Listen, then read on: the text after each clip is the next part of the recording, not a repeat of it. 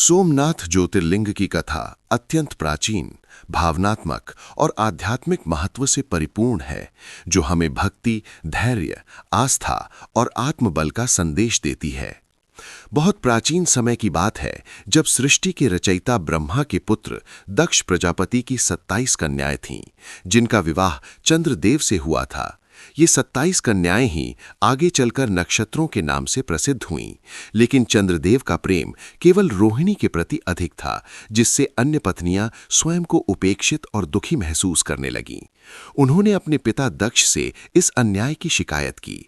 दक्ष प्रजापति अपने दामाद के इस व्यवहार से अत्यंत क्रोधित हो गए और उन्होंने चंद्रदेव को ये भयंकर श्राप दे दिया कि वे धीरे धीरे क्षय रोग से ग्रस्त होकर अपना तेज और सौंदर्य खो देंगे। इस श्राप के प्रभाव से चंद्रमा की चमक कम होने लगी, उनका शरीर कमजोर होने लगा और वे पीड़ा से भर उठे। अपने अस्तित्व को बचाने और इस दुख से मुक्ति पाने के लिए चंद्रदेव ने भगवान शिव की शरण लेने का निश्चय किया। वे प्रभास क्षेत्र, जो आज गुजरात में स्थित सोमनाथ के नाम से जाना जाता है, वहां पहुंचे और समुद्र के तट पर कठोर तपस्या करने लगे।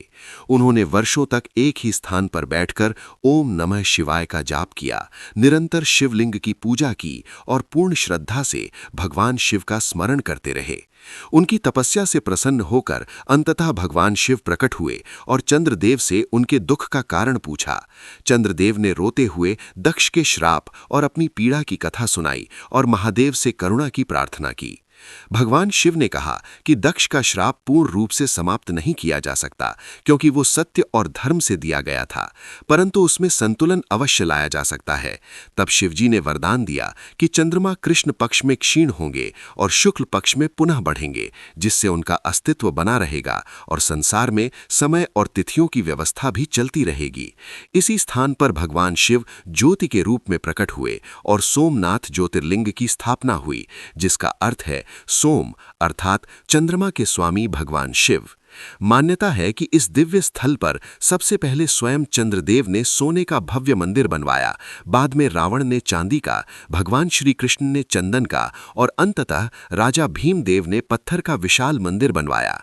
समय के साथ ये मंदिर भारत की धार्मिक, सांस्कृतिक और आर्थिक समृद्धि का प्रतीक बन गया, जिसकी ख्याति दूर दूर तक फैल गई।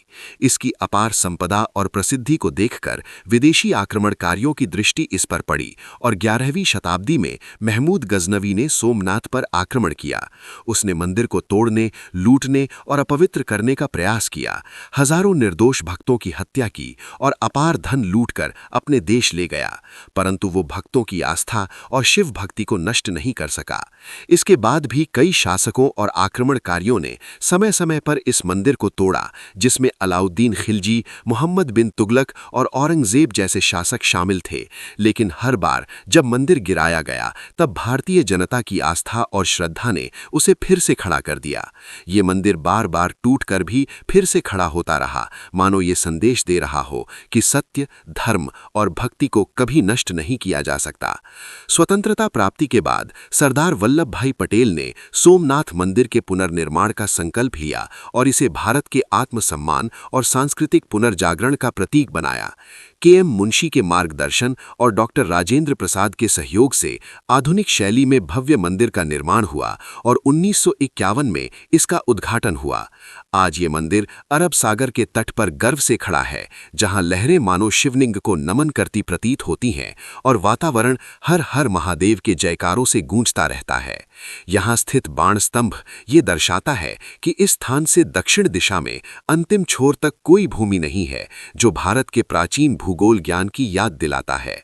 सोमनाथ ज्योतिर्लिंग आज भी करोड़ों भक्तों के लिए आस्था, विश्वास और मोक्ष का द्वार है, जहां लोग अपने दुख, पीड़ा और इच्छाओं को लेकर आते हैं और भगवान शिव से शांति, शक्ति और मार्गदर्शन प्राप्त करते हैं।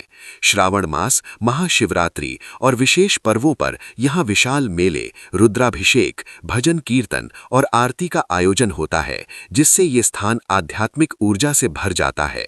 इस प्रकार सोमनाथ की कथा केवल एक मंदिर की कहानी नहीं है, बल्कि ये भारत की आत्मा, उसकी अटूट श्रद्धा, उसकी सांस्कृतिक विरासत और उसके अदम्य साहस की अमर गाथा है जो हमें सिखाती है कि चाहे कितनी भी कठिनाइयां आएं, यदि विश्वास सच्चा हो और भक्ति अडिग हो तो ईश्वर की कृपा से हर अंधकार के बाद प्रकाश अवश्य आता है।